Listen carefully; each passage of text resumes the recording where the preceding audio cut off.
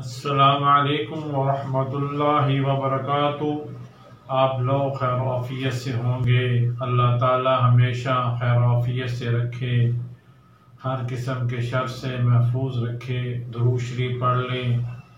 اللہم صلی علی سیدنا محمد وعلی آل سیدنا محمد وبارک وسلم علیہ۔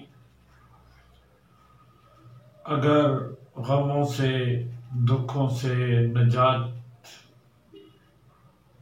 چاہتے ہو، اگر غموں سے دوری چاہتے ہو، دکھوں سے دوری چاہتے ہو، آپ کو غم اور دکھ تنگ نہ کریں، تو پھر نبی کریم صلی اللہ علیہ وسلم کا یہ فرمان مبارک، نبی کریم صلی اللہ علیہ وسلم نے ایک دفعہ فرمایا کہ اگر غموں سے دوری چاہتے ہو، دکھوں سے دوری چاہتے ہو، ان سے نجات چاہتے ہو، تو مجھ پر درود شریف پڑھو۔ جتنا درود پڑھو گے اتنا غموں سے دور رہو گے اور غموں سے دوری رہے گی اور آپ کے گناہ معاف ہوں گے جتنا درود شریف پڑھو گے۔ ہمیں چاہیے کہ نبی کریم صلی اللہ علیہ وآلہ وسلم پر بہت زیادہ درود شریف پڑھیں اور غموں سے نجات پائیں گے، دکھوں سے نجات پائیں گے۔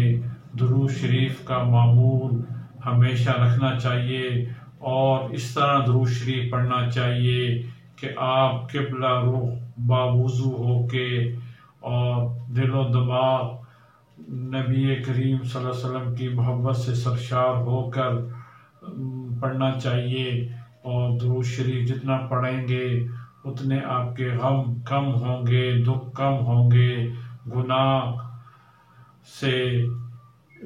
آپ کے مٹیں گے۔ تو اس لیے ہمیں درود شریف زیادہ پڑھنا چاہیے۔ اللہم صلی علی سیدنا محمد وعلی آل سیدنا محمد وبارک وسلم علیہ۔ ہمیں یہ معمول بنانا چاہیے کہ ہم درود شریف پڑھیں اور اس پر عمل کریں۔ اللہ تعالی ہمیں توفیق عطا فرمائے۔